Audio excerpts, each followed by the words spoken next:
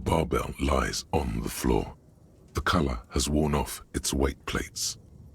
It's 60 kilograms. Your triceps hum at the sight of these weights. Show the world what kind of beast it's dealing with. Lift them. There are no collars on the barbell. This is a safety hazard. Why does it feel so familiar?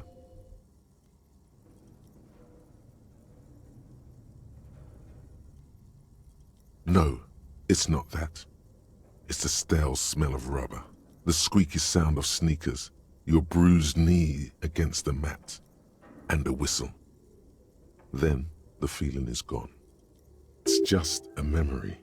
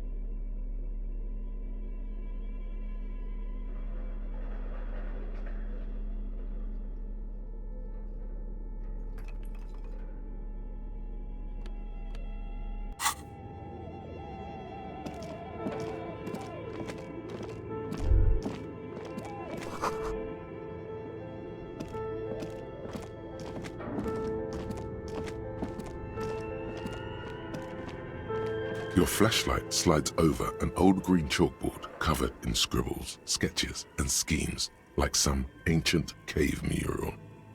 Some of the writing has faded with age, but you can still make out sections here and there. Photos and drawings have been pinned to the board. These lithe, pointy-eared creatures appear to be different types of welkins. You make out autumnal candle welkins casting wax-based magic. Translucent welkins with organs shining under their skin, and even ether welkins hailing from the vast emptiness of sidereal space. Who are all those creatures? Fantasies of a tortured, feverish mind? You should adopt one of those welkins as your persona. No longer a mere man, but a welkin. One of the welkins, towering among the rest, appears to be different, however. It's Vara Hamira, a high welkin, his face white and scarred like cracked marble. This is clearly a welkin supremacist. The note says, all non-welkin races will be purged. The Haldor, the Twarg, the humans, and even headless men, all of them, purged. Imagine a world filled only with welkin. Green welkin, dread welkin, and the high welkin to rule them all.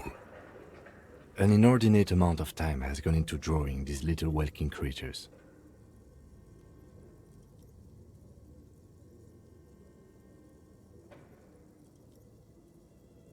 This looks like concept art for a project. It's not really real. Some people really like building a world, I think, even if it's just for a game. Just look at those details. So much effort. The photo collage depicts barren, icy landscapes wrapped in perpetual night. You see permafrost and glacial landforms, dead trees grown in under the snow. Entire oceans have been frozen from shore to shore. There are pictures of settlements on dried-up riverbeds, abandoned in a storm. Animal corpses in the dark, carcasses and bones. You see primitive oil rigs built into glaciers, boreal dvorg, yurts under the snow, great mammoth-like beasts of burden. Albeit dark and cold, this vision also feels cozy in its own way, like eggnog or morphine, a much-needed respite from our own world. A pinned postcard reads, "The heat death scenario, a desperate fight for geothermal energy engulfs the world as Wirral becomes untethered from its sun, drifting through the universe." This is a monthly calendar from the year 50. Cryptic words like sprint, daily minimi, and GPI span the marker-drawn grid, the grand scheme of production and money. It looks a bit like an academic calendar, only much more brutal. Minimi stands for a mini-meeting. It's part of a bigger framework for managing work called RUN. Station 41 tried to implement it a few years ago, but failed. As time goes on, the numbers in the boxes grow rarer and rarer. The board becomes an empty snowfield in the final days. Only failure and regret dwell in this region. Looks like they didn't make it. A note in the bottom left corner of the chalkboard says, "See the prod schedule filament for details." The handwriting is only partly legible, but you can still make out 3 slogans: "Call in, tune out," "Wirral untethered," and "Heat death of the universe." The full text reads, "Heat death of the universe is the new black." Another note says, "The biggest advancement in role-playing systems since the 30s.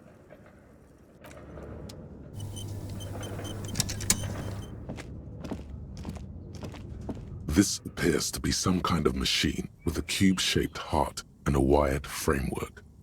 The keyboard has a rectangular on-off button. A piece of paper still hangs from the printer. A radio computer. Just sitting here without anyone inside. But we are looking for a fridge, and we are pressed for time, so... On the other hand, it's not that I'm not interested in abandoned radio computers. This is the Ream Civic radio computer, model RC5120, equipped with a fabled mainframe and a Ream-compatible printer. The machine lights up like some prehistoric animal stirring from its slumber, revealing fluorescent play and print keys on the keyboard. The hatch on the machine's central compartment is wide open. It's empty like a beehive without its brood. Some cables have been left dangling, disconnected. The filament you have would fit perfectly inside the compartment. Like a smooth draw, the filament slides into place. On the keyboard, the play key starts blinking. A bar of fabric right above the keyboard starts producing a soft hum. The sound of static seeps through the machine's planar magnetic driver. The static gets louder, slowly filling up the abandoned hall, until a voice speaks out, crackling and old, cutting into the air.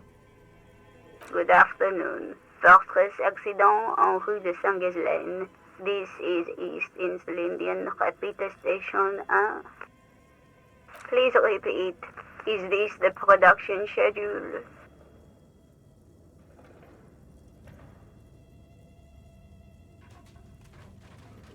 The filament you have inserted into the reader. That was a question. Have you inserted it into the core? Good. Please repeat the password.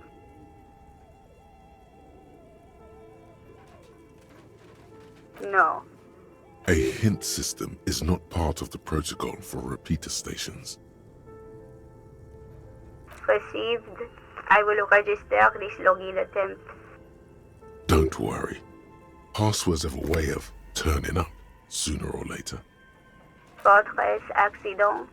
Is there anything else I can do for you today? Fortress Accident is the company on whose name the terminal you are currently using has been registered to. One moment. Fortress Accident SCA produces revolutionary interactive call-in radio games. That's what the catalog says. That's not bad.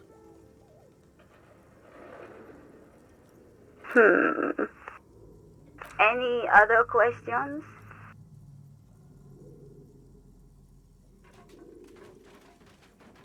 Thank you, and goodbye. Tiles on the cube are still smoldering, casting the framework in a soft glow. Nothing happens. The filament slides out of its glowing nest.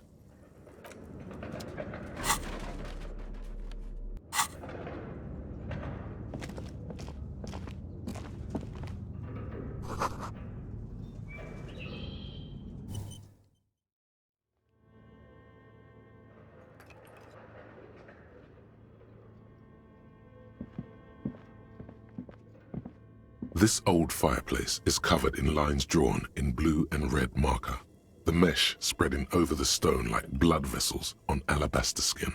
It looks ghostly and strangely ancient. The whole thing resembles Kadran mosaic tiles. Very pedantic. History classes, students with their textbooks open, studying the roots of our civilization. Those aquarelle blue tiles looked beautiful in the sun. Radio frequencies, it seems. UKV 123.6, UKV 123.7, UKV 123.9. Some written notes, too. Sparse and cryptic. Unclear. It looks like a cardiovascular system split into veins and capillaries. Very advanced.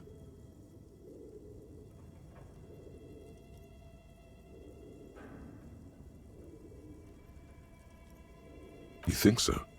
The web is comprised of radio stations, all lead back to one red heart, titled the Game Master Frequency.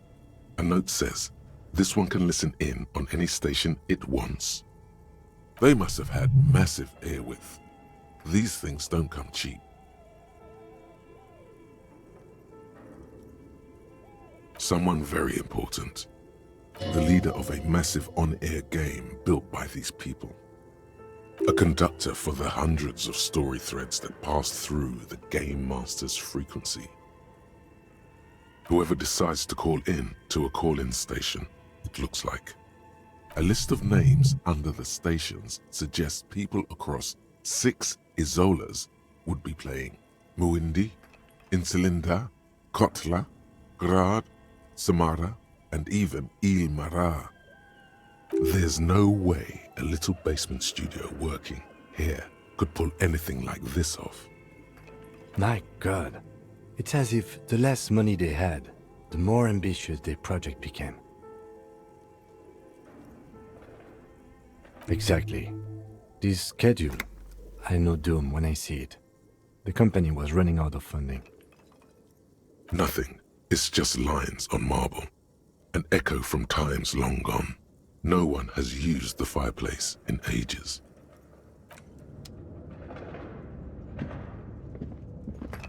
Okay, what do you think is going on with that computer, chalkboard, and fireplace?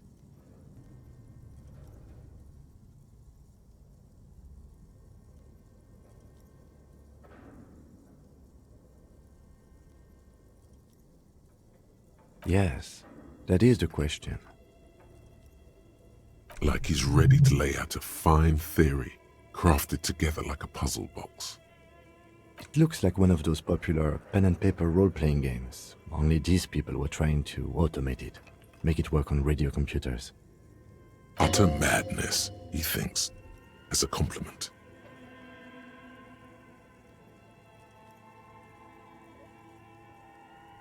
Through call-in stations, none of the players have to be physically present. Anyone in the world can participate in the game, as long as they have a two-way radio.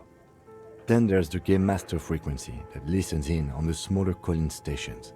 I think that was supposed to coordinate the stories, functioning as a master of ceremonies of sorts. Coordinating so many games would take a whole switchboard of people, possibly divided into sub-frequencies. Not to my knowledge. They make automated games in Graz, Messina, Königstein. You know, places with industry. Not in Revachol West, among the ruins. But I don't think anyone has attempted to create an inter-isolary game before. We just don't have the technology. Indeed, those Welkins are a dead giveaway. Role-playing people love that stuff. The world looks like a modified version of the WeWorld board game, with hit death thrown in. Super cool. Someone should give them millions of real immediately. This game is too good to be left unfinished. No idea. They stopped filling out the schedule on the chalkboard. Indeed, it's ambitious and untethered from reality, but...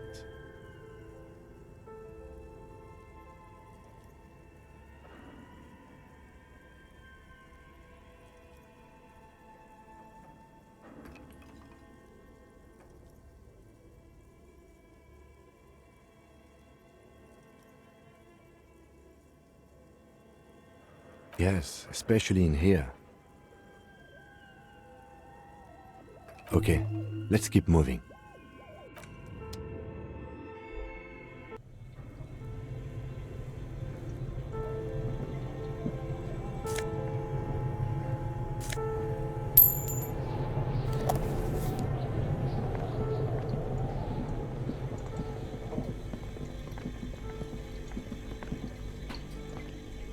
You see a terrifying ice bear with a strange compartment in its belly. The door is covered in frost and the bear's eyes are glowing red. The bear looks oddly realistic. Is it taxidermy?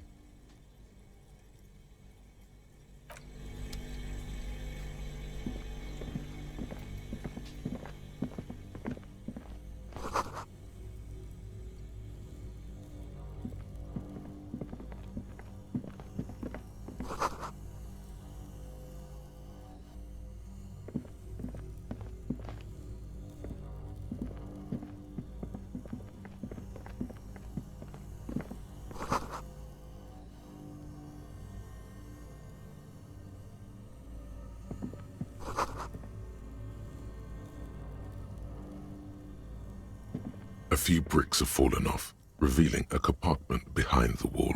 It's too dark to see in.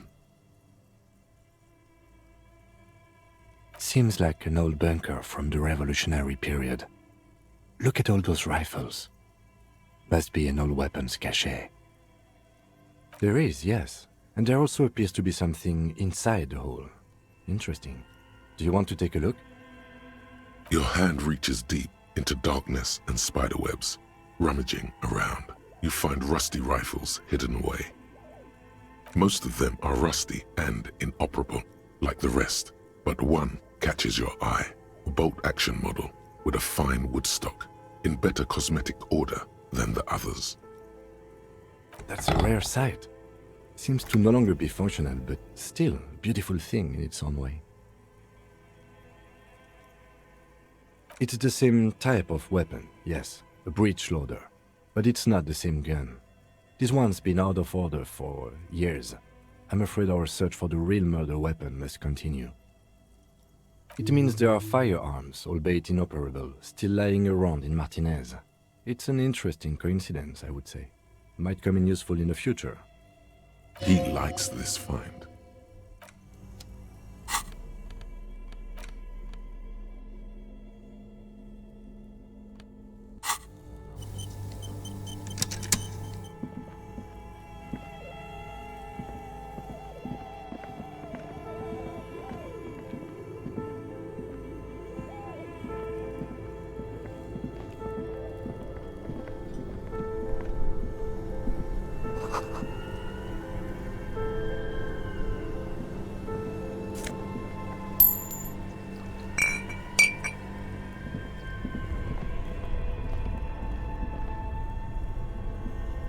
Two cables are plugged into the breaker box. The red one leads off into the darkness, and the black one to the ice cream maker nearby. Don't rip the red one out. You'll awaken the ghosts.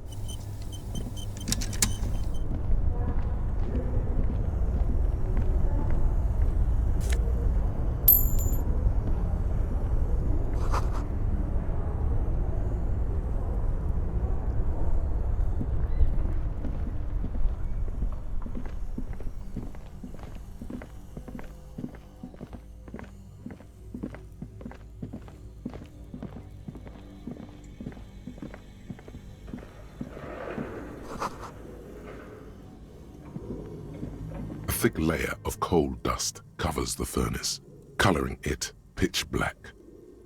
Looks like this furnace has a face, and it's a face of agony. It's dark and grimy here. In the darkness you can hear chatter. It's coming from above. A voice or several voices talking to each other. Near the smoke chamber, upstairs. The echo is so prominent, it's impossible to discern what the voices are saying or what's producing them. What are you doing?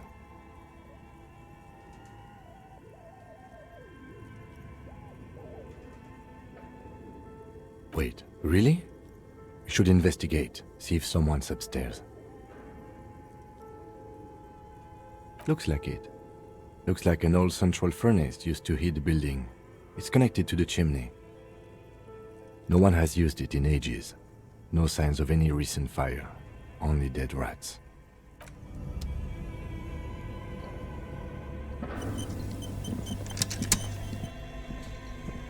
You see, the bear looks oddly. A gust of freezing cold air rushes to greet you. You hear a low grumble as the bear regulates itself. This is the inside of a refrigerator. The lieutenant takes a peek inside. His hand has found the holster of his gun. The shelves are empty. All you see are crumpled ice cream wrappers with the brand name, Revachol Ice City. A handwritten note has been attached to the door. The fridge is huge.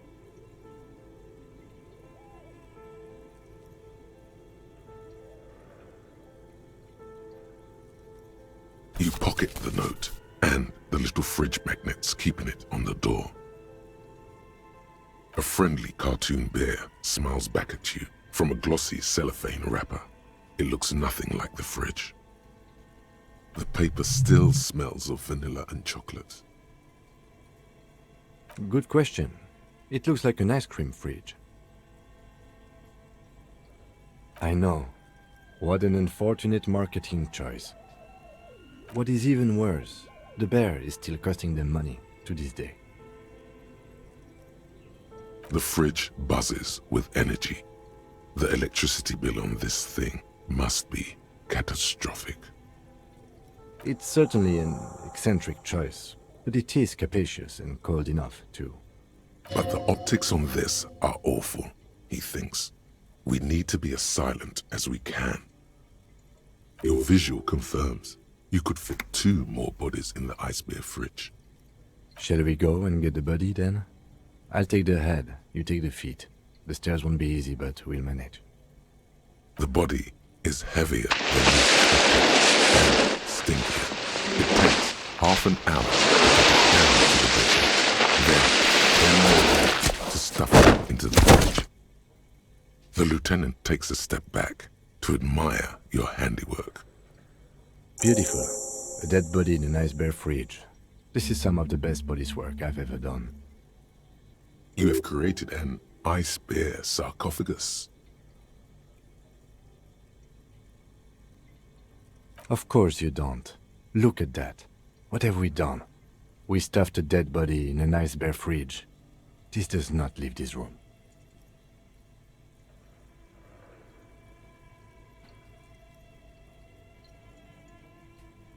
Did we though?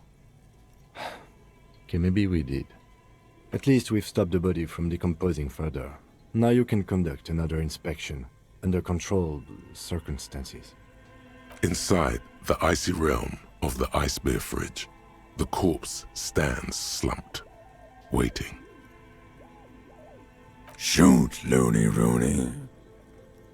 I like it a lot, brother. This really is your finest hour.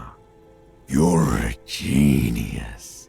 A regular Corporangelo.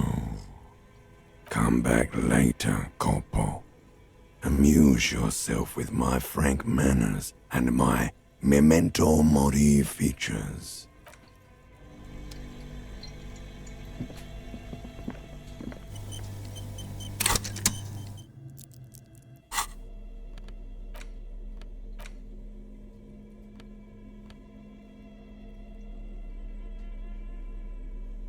The note is written with a blue pencil on a piece of lined office paper. The kitchen magnets have left spots on its surface. Does it say anything interesting? This is tangential at best, but the lieutenant's detective instinct is still active. Someone has scribbled, S. I can't believe the off-site copy is still here. The illiterate ginger kid keeps stealing stuff from the studio, so I had to hide it somewhere safe. You'll find the filament memory with the off-site copy in the frozen ice cream maker. Please take it home, ASAP. It's important. I'd do it myself if I lived in a civilized place with a freezer. Take care, Sully Soif.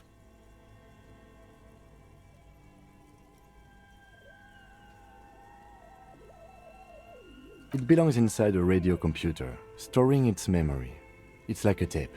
You listen to disco tapes, right? It's like one of your disco tapes, only for a computer. It's like the production schedule you found. Only this one's an off-site copy. Looks like someone from that radio game company upstairs. I'm a little surprised they just left their property lying here. That's a plausible hypothesis. I don't know. I assume it's somewhere. Didn't you see one right next to the break?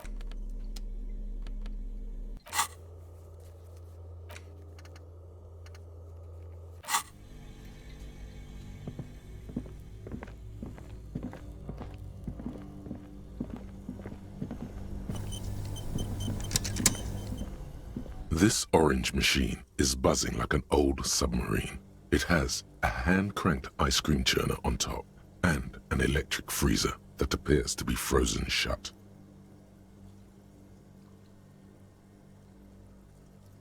You slip your fingers under the frozen lid, but the ice is too cold for you to get a good grip. A pry bar would come in handy here. No, this is going to need something else, some kind of super pry bar. Don't even try to open it with a regular pry bar. You're just wasting your time. If you want to try again, then you need to have the pry bar in your hand, detective. Equip the pry bar by going to the Tools tab in your inventory. Turning the crank feels oddly satisfying, like stirring your childhood dreams. In the distance, you hear water dripping. It's all gone now. You'll never become a poet or an entrepreneur.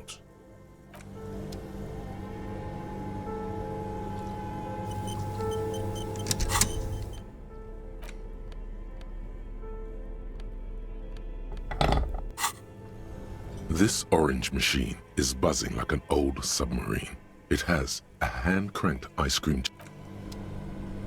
This orange machine is buzzing like an...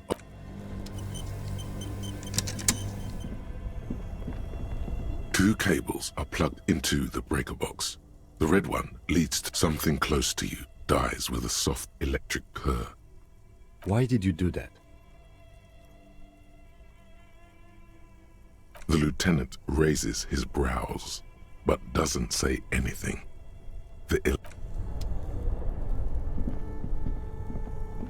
This orange machine is dead still. It has a hand-cranked ice cream churner and an electric freezer.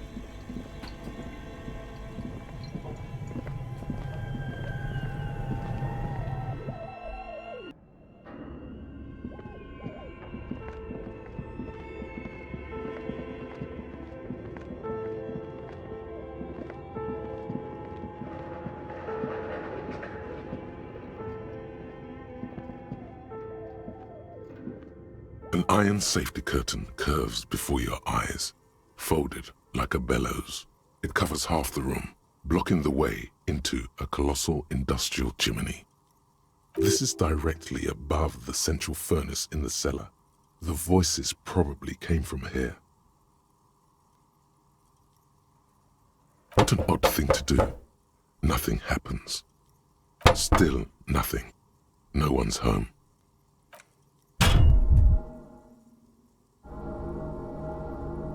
Those curtains prove to be surprisingly sturdy. Your fist hurts now. There must be another way to wake up whoever is in there. Maybe we should ask the lady in the bookstore what's going on here.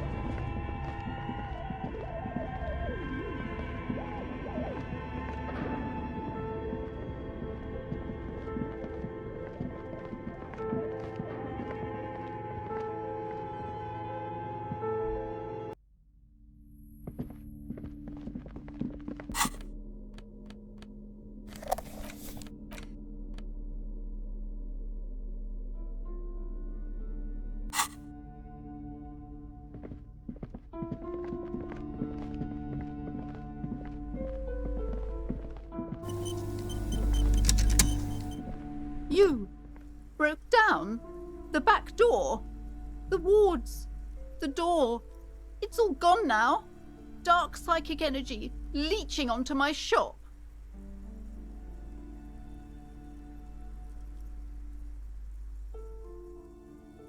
I suppose it's all over now. I guess there's no escape. Just a door? This place is cursed, Detective. They don't call it the doomed commercial area for nothing. Just look at the sheer amount of companies that have failed in this house. I hope you're happy now. Happy that you've ruined everything. Now that you've broken the door, the curse is coming to get me as well. Host Almighty, she prays, guard me and my honest business venture from the curse that lurks behind the door. Blessed be your name. Of course you didn't. You're nothing but a policeman. All right. You know what? I'm willing to let you investigate the doomed commercial area. We are set on the path. There's little else to do. Her facade has dropped. Now you see the curiosity behind the fear. But before we go on, tell me, did you encounter the malignant entity? Yes, the malignant entity that lives inside the chimney. It takes the shape of a woman, a witch probably. I've suspected that she knows more about the curse than she lets on ever since I first saw her.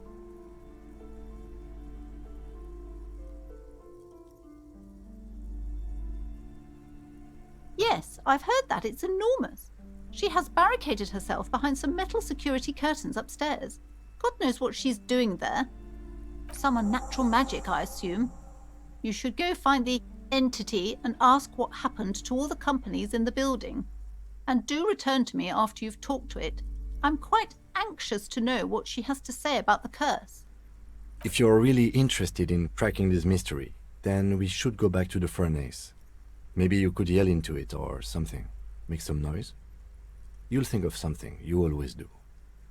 Despite his cool, the lieutenant's interested in solving this mystery too. Okay, but please, only a few questions. You wouldn't want to disturb the spirits. The curse is so much worse than you could imagine.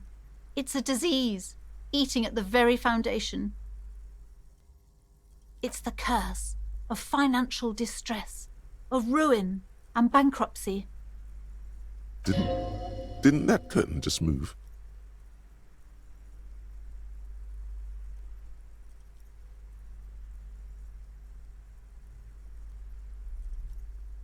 Everyone knows that all the previous companies in this building have sooner or later declared bankruptcy, and their malicious spirits are still here, feeding off bad business practices and disappointing income statements.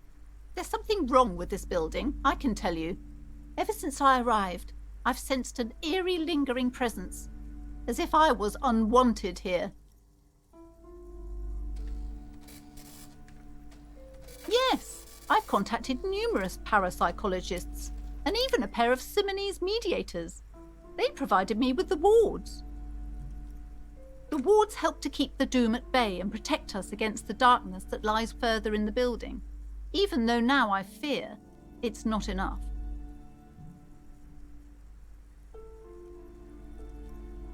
Yes, the Simonese are very crafty and their wards are extremely powerful. Lesser wards simply won't do here. Oh, this? No, it's a special Himian amulet, blessed by desert pygmy shamans, with a spell of compulsion. It's to compel people to buy books. There are numerous spells cast throughout the store. I had the books anointed with a different inducement spell, for example. It's guaranteed to boost sales 15%. Desert pygmy shamans. That sounds like a rather questionable way to describe a group of people. It's not good to talk about the curse, not in detail. The negativism, it's dangerous. Talking about the void wraiths angers them. Wow. Void raves. You have new words. The woman before you scans the store, her shoulders rigid and tense.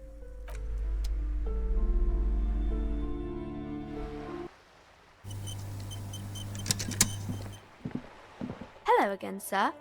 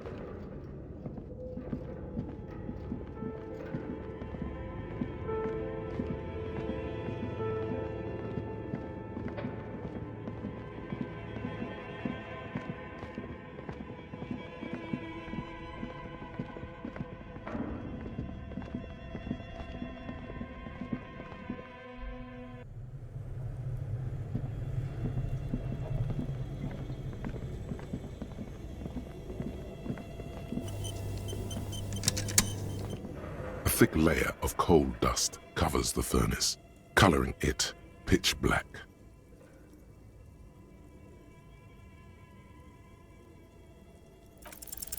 Something breaks loose in you. A mighty bellow echoes throughout the chimney's depths. The chatter of tiny voices above suddenly cease. Then, Hello? you've awakened the entity.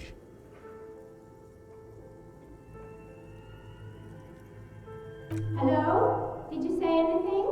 I can't hear you. Please come upstairs. There's a safety curtain on the second floor. I'll open it. You hear a low rumble upstairs, the sound of a curtain being pulled aside. After you, officer.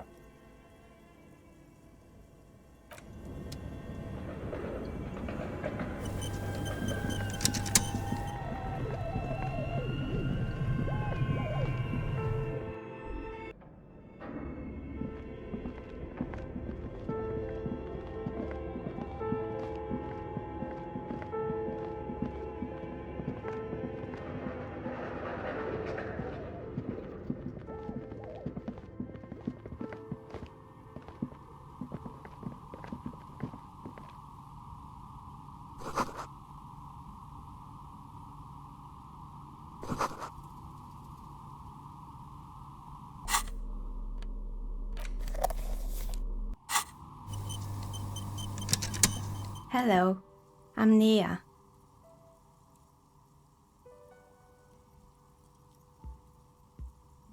Did you try knocking on my window?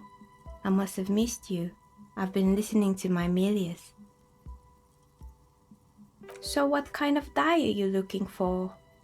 Could this be the malicious entity?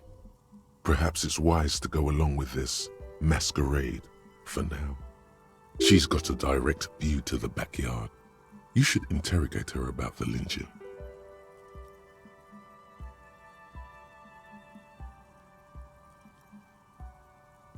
Yes, Amelia is like a call-in station.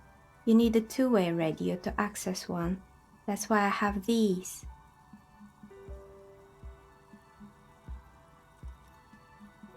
Mostly, they just teach you to swear in different languages. But some of the stations can be quite interesting. I was so absorbed, I must have missed you knocking. Then how did you get inside? By the south entrance? You know what? It doesn't even matter. What matters is that you're finally here. Let's talk dice. Did you have something specific in mind? I'm a novelty dice maker. Tell me the name of your role-playing system and I'll make the die you need. That's why you're here, yes? Role-playing games? You know the one made by Fortress Accident. Does that count?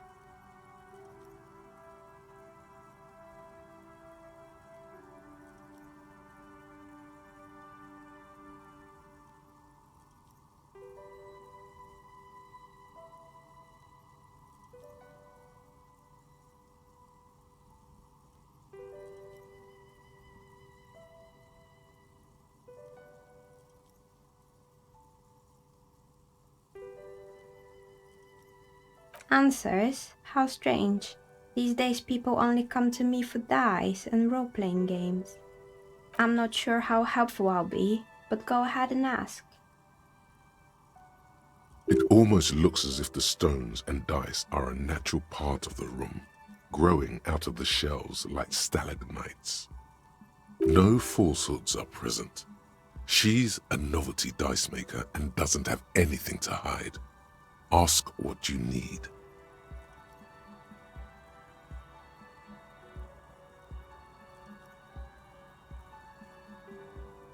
How did I become one? It was a business decision. I was a regular jeweler at first, but that's an unfocused field with too much competition. Some of my friends were role players. They asked me to make some polyhedral dice out of cobalt. That was my first order. I grew it from there. Not especially. I like working with rare materials and a steady pay. And role players as customers? They're nice people. Some of those nice people have big bucks to spend on novelty items. Nothing really. I didn't know him. Who cares about the dead body? We might be dealing with a malignant entity here. The lieutenant looks at his notebook. Then, The woman under the large window. Your window looks directly onto the courtyard. You're saying you didn't see or hear anything unusual last Sunday evening? I'm sorry, detective, but as you know, I usually have my headphones on when I'm working. It shuts out most of the daily ruckus behind my window.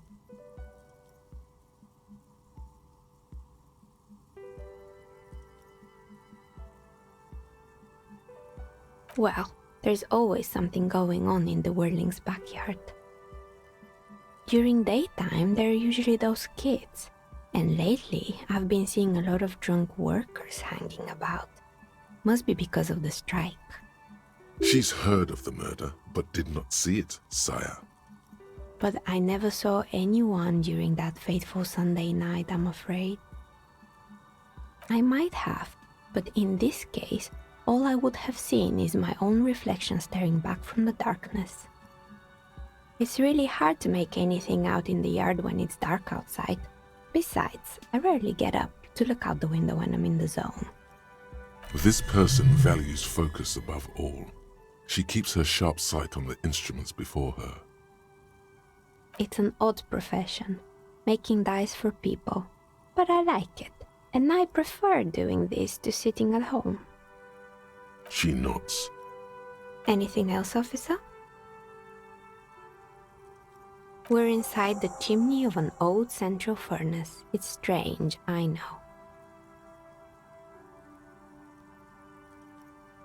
But when I arrived here, all the other rooms were taken, so I had to build myself a makeshift home.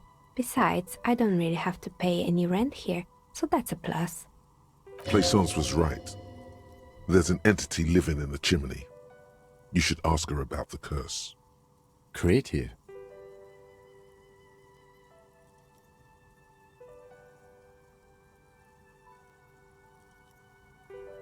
More or less. Are you interested in anyone specific? Oh, quite a lot of them spring to mind.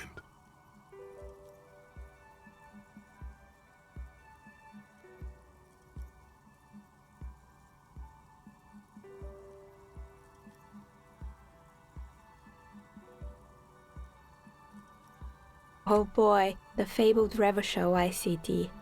You're in for a treat here. The place was owned by two guys who had some rather innovative ideas about marketing. The bear was one of them. Now ask me about their other ideas. Indeed. What were the other ideas? There was really just one, and it involved picking out the prettiest girls in the neighborhood and paying them 20 cents per hour to man the booth. And by man the booth, I mean slump behind the counter with a face that could maim you if you ever dared to disturb their bored magazine browsing. Fritte does the same thing.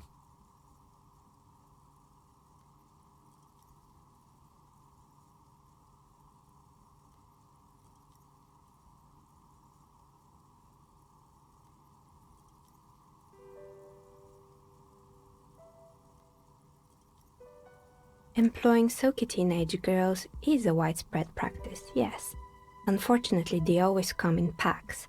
I'm talking about acne-ridden girlfriends and gorilla-like boyfriends loitering near the shop. At least that's what happened with Revachol Ice City. And they already had the bear. Of course not. The bear was terrifying. No one wants ice cream guarded by a hostile apex predator. To make matters worse, the fridge didn't work too well either, and half the ice cream came out malformed and partially melted.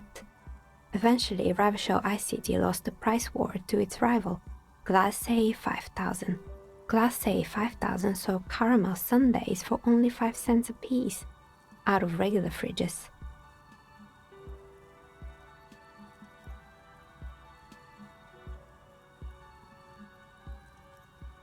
Maybe, because the taxidermist who made that bear definitely wasn't doing his best, I mean.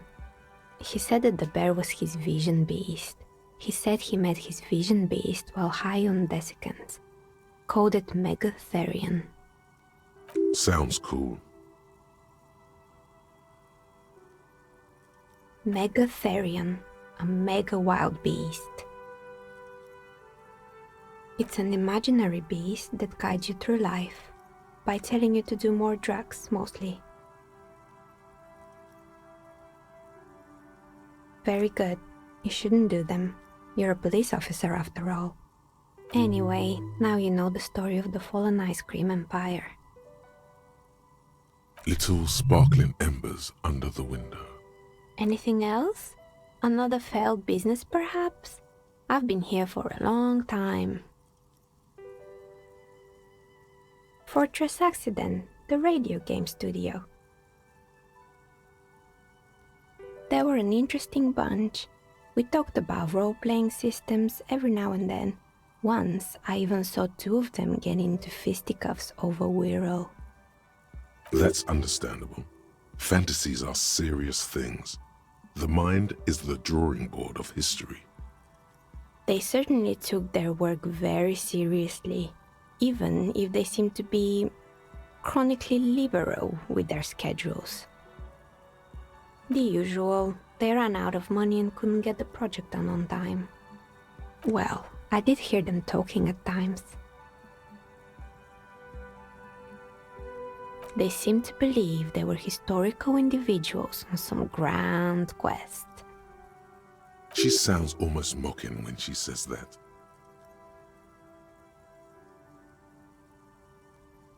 Yes, but when the money started to run out, they just began to complain a lot about capitalism. You know, how the markets are rigged to keep out new businesses and so on. In the end, they just didn't get it done. They didn't have enough willpower to produce something truly historic, and to show up to work on time.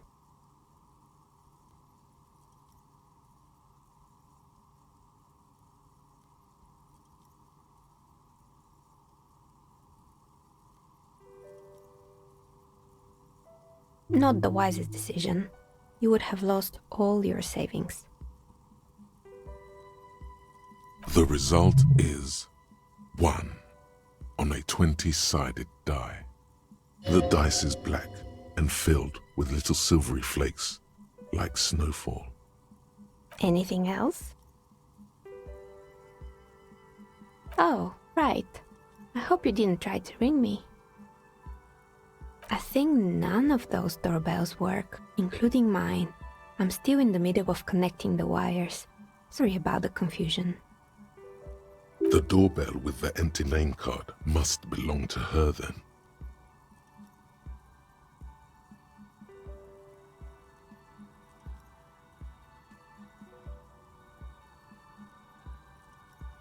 It can't be true.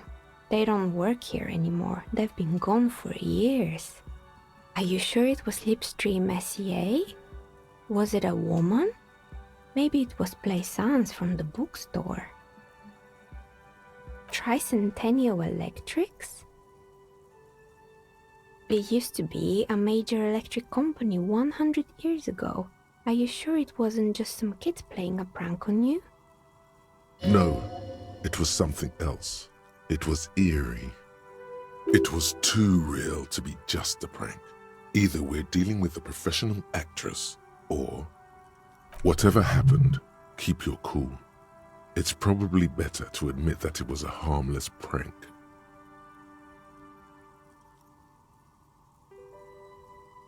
A prank is more likely, no? Oh, the kids these days. We were just one of them, and now they're terrorizing us. No solidarity. You could say so. Both houses were built at the same time and under the East Delta Commerce Center project. That explains why you can call the whirling from the intercom, albeit I doubt that anyone responds. If the whirling is part of the same building, then it's part of the doomed commercial area. The darkness of this place is there, too. That's right. I haven't even written my name there. As I said, it's quite useless right now. It doesn't work yet. Right, it used to be a gaming arcade. This is an ancient failure, before my time. I'm not surprised, however. My advice, don't base your business on a fad. Hypnotism, floriography, trick track, especially pinball. Agreed. Pinball is the worst. Sure, I'm listening. It wasn't merely a gym, it was Artemitep's boxing club, a community project created to steer at-risk youth away from drugs and crime.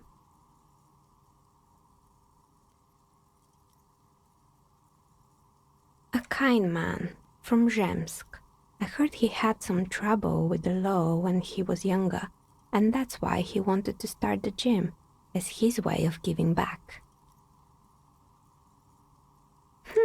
Kuno. Who's Kuno?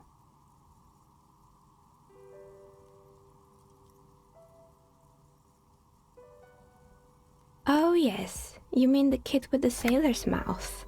Yes, I've heard him yelling profanities in the backyard.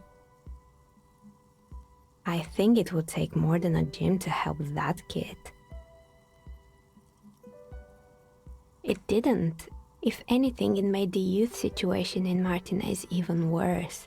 At some point, someone started a rumor that the punching bag downstairs was full of amphetamines. It's not really full of that. No one would store their drugs like that. Eventually, the coalition took away the funding and the club went bankrupt. This was a few years ago. It's gotten much more peaceful around the plaza ever since.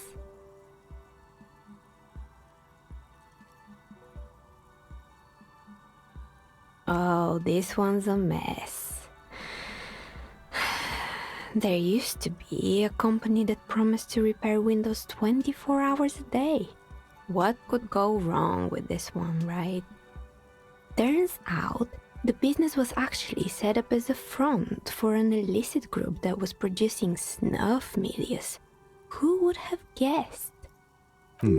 What's the snuff milieu? And they never cleaned up the debris either. Now it's just littering the hallway and I have no idea how to get rid of it on my own. It's a sub-Rosa radio station that broadcasts real murders with real victims. Some people pay good money to get off on it. Nothing changes in her tone as she says that, as if it's just another piece of information to lay out for the world. Don't worry, the ICP has a separate division that deals exclusively with unlicensed sub-Roses. This isn't our problem. Good luck with that. It's not easy catching those perpetrators.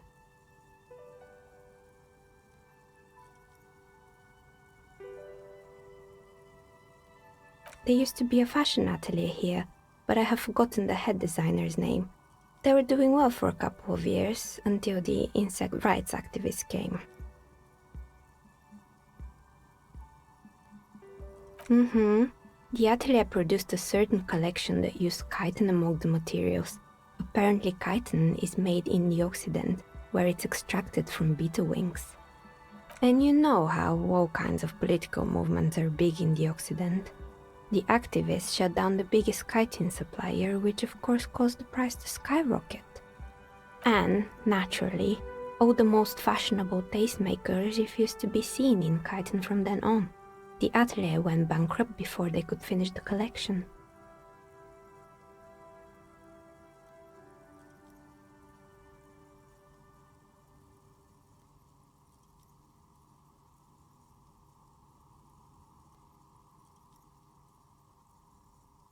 At least it had some spark to it. Most young designers just combine lace with leather and call it original. As she shifts around, you notice several dead flies on the windowsill in front of her. Legs up. They're not moving. Anything else? They were made by a company called Slipstream. After they pivoted from making rotor blades to skis, their chief executive took off on a vacation with all their money. Honestly, I think it's quite funny.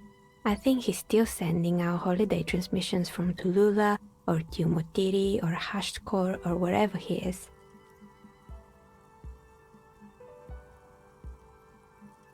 The usual, I imagine.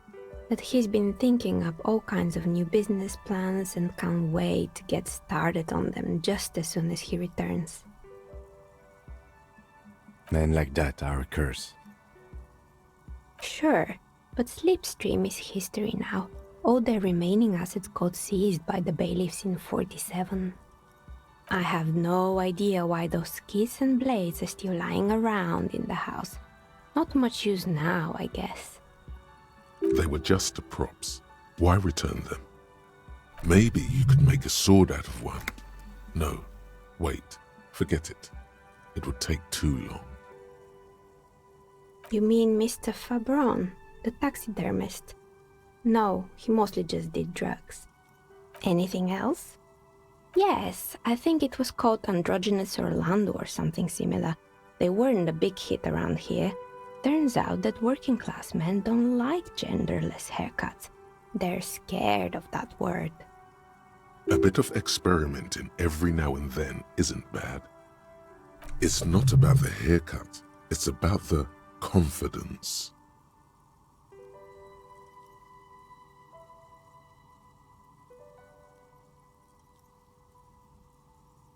Me neither.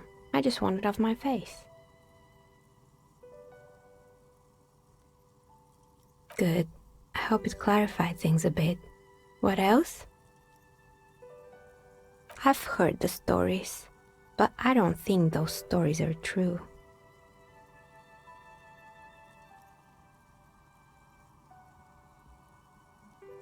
It's just capitalism. We only hear about tales of success, so it's often surprising to realize how many ventures actually fail. Plaisance, the bookshop lady? I've heard that her business is doing rather well. Have the energies spared her somehow?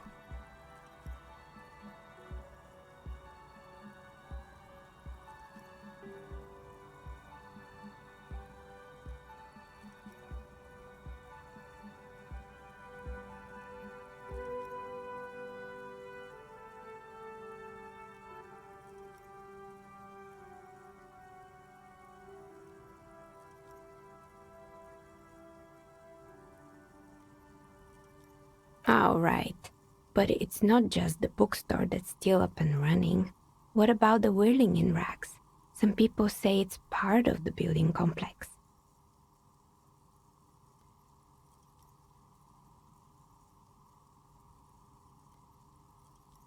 And then there is me. I've been here for 14 years, selling novelty dice to role-playing enthusiasts. Not exactly a million-real business idea, yet somehow I've survived despite the talk of malicious energies. Strange, isn't it? Maybe it's just because she's so talented that she's been able to woo the curse.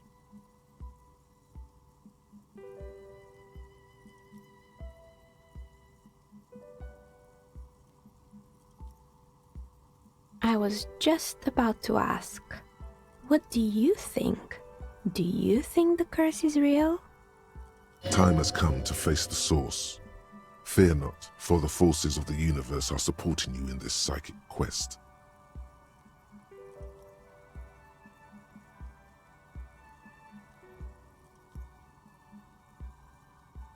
Exactly.